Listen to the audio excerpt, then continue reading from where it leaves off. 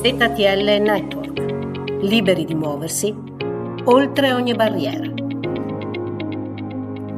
Cos'è ZTL Network? È un progetto di Regione del Veneto che permette al possessore di Pass Blu di transitare liberamente nelle aree ZTL dei comuni aderenti al network. Quali benefici per i cittadini con disabilità?